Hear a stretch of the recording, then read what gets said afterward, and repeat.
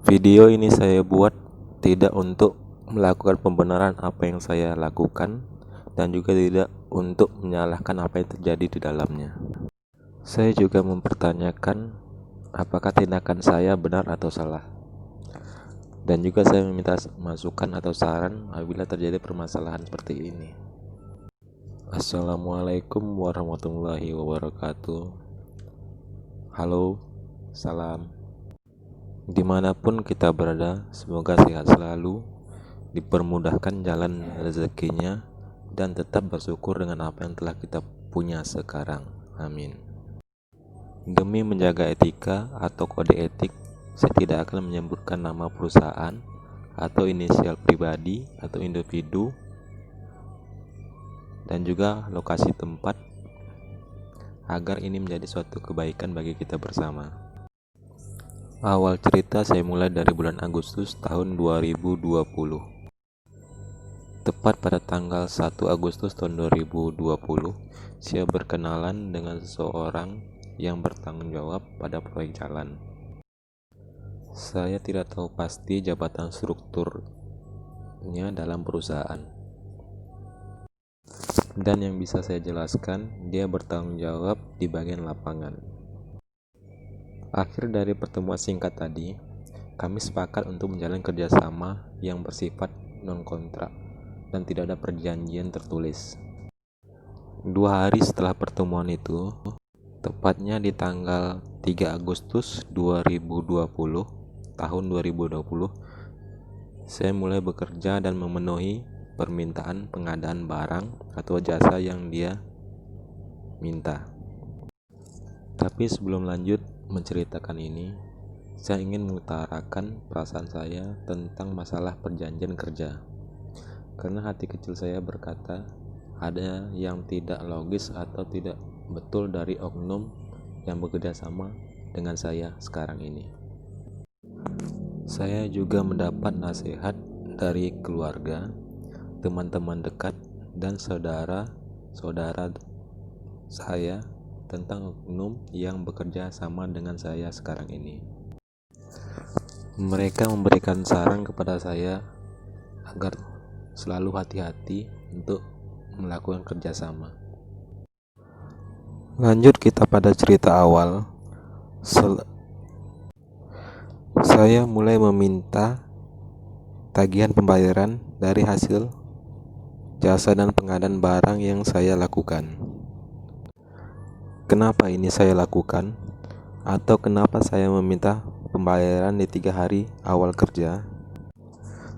Karena di dalam perjanjian ada yang namanya model pembayaran. Nah, model pembayaran inilah yang saya lakukan. Maksudnya model pembayaran dari perjanjian kerjasama ini ada 2 kategori dari beberapa item kerjasama. Salah satunya adalah pembayaran dilakukan per 3 hari. Kita lanjut.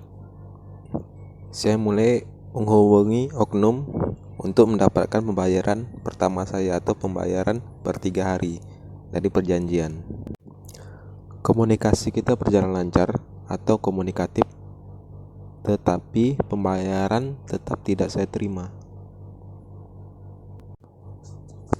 Komunikasi kita masih tak berlanjut dan akhirnya keputusan untuk pembayaran dilakukan seminggu setelah kerja atau seminggu per minggu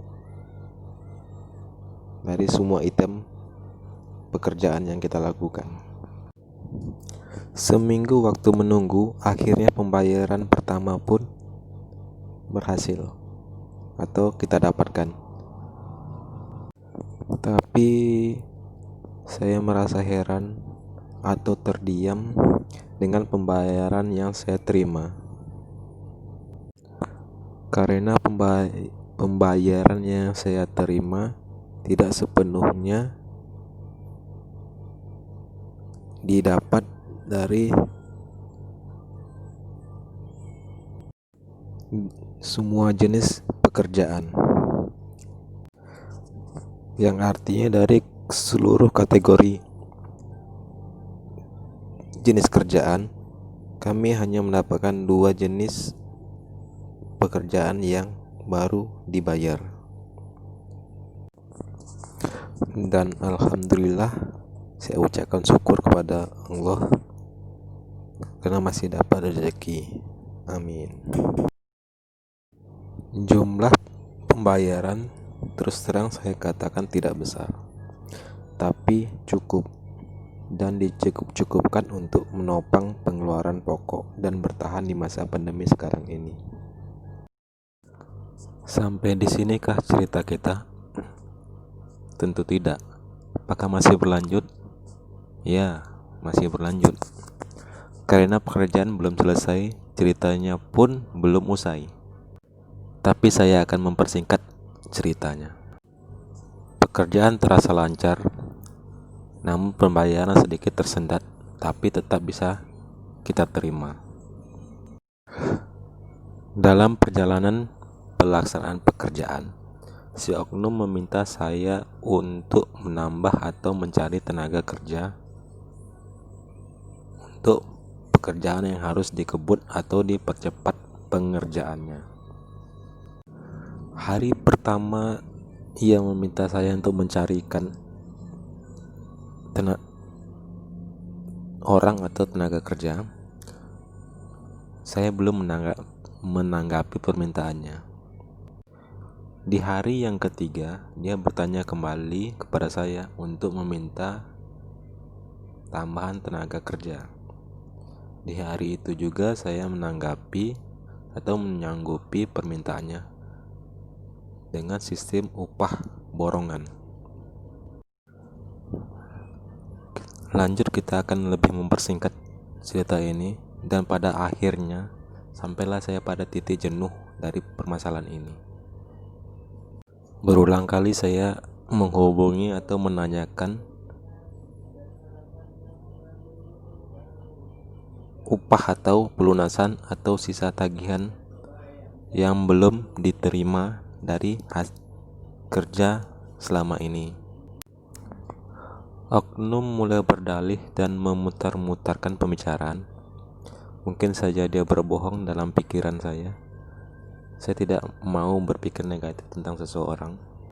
Selang beberapa hari, saya tanyakan kembali tentang sisa upah kerjaan yang belum dibayar. Akhirnya saya dapat jawaban yang membuat sedikit senang. Karena jawabannya adalah surat pengajuan gaji atau honor sudah masuk ke kantor. Dan lanjut dia menjelaskan biasanya 1 hari atau sorenya sudah bisa diambil. Keesokan harinya, saya sedikit kesal dibuatnya. Karena saya bertanya untuk upah atau honor yang bisa diambil. Oknum itu menjawab, maaf mas, katanya. Saya masih di luar kota, ada kerjaan di sini. Seminggu lagi baru ke kantor. Itu jawaban yang saya terima. Dalam pikiran saya, zaman sekarang apa betul susah itu mengambil uang dari kantor? Di hari itu juga saya terus berkomunikasi atau menghubungi dia. Bagaimana cara uang itu bisa kami dapat atau bisa kami bawa pulang. Dan alhamdulillah di hari itu juga uang bisa kami dapat dengan cara via transfer ke rekening bank. Uang telah kami dapat, tapi masalah belum juga selesai. Uang yang ditransfer tidak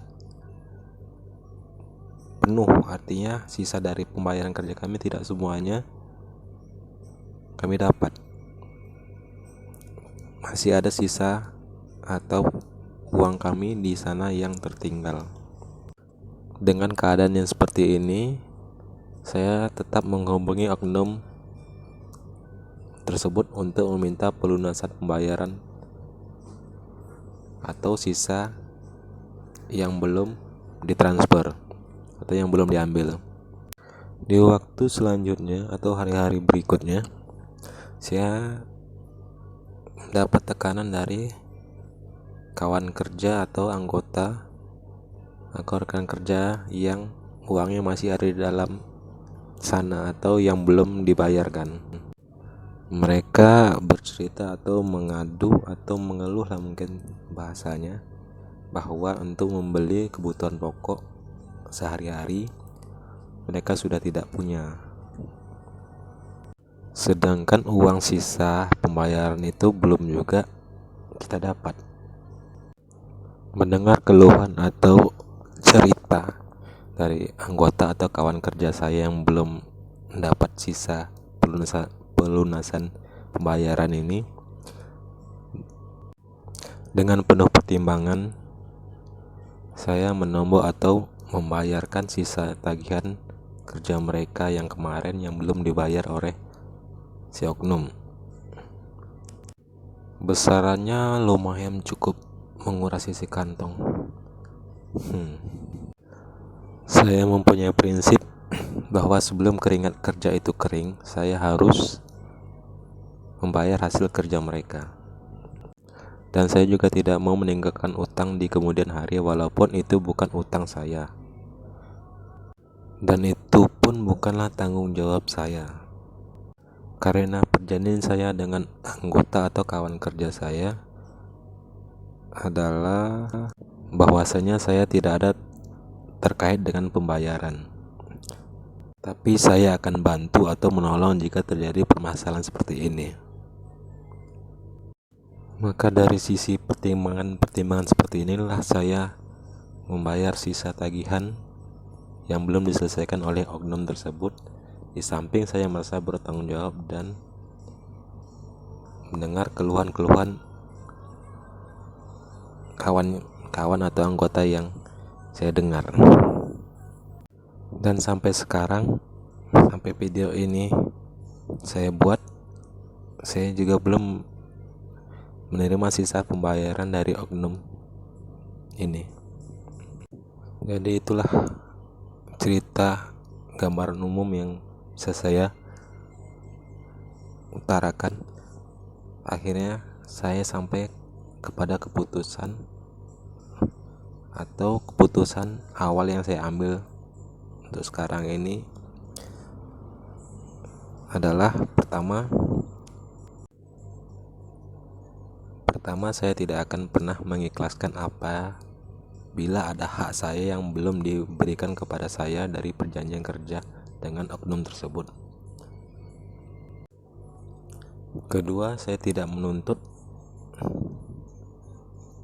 apabila masih terdapat hak saya di sana kepada oknum yang melakukan kerjasama dengan saya, dan jika dia ingin memberikan sisa pembayaran dari hasil kerja kemarin, saya tidak menutup diri. Dan ketiga, saya juga meminta maaf apabila ada tutur kata dan perbuatan saya yang kurang berkenan atau tidak bisa diterima. Dan saya ucapkan terima kasih kepada yang masih mendengarkan cerita saya.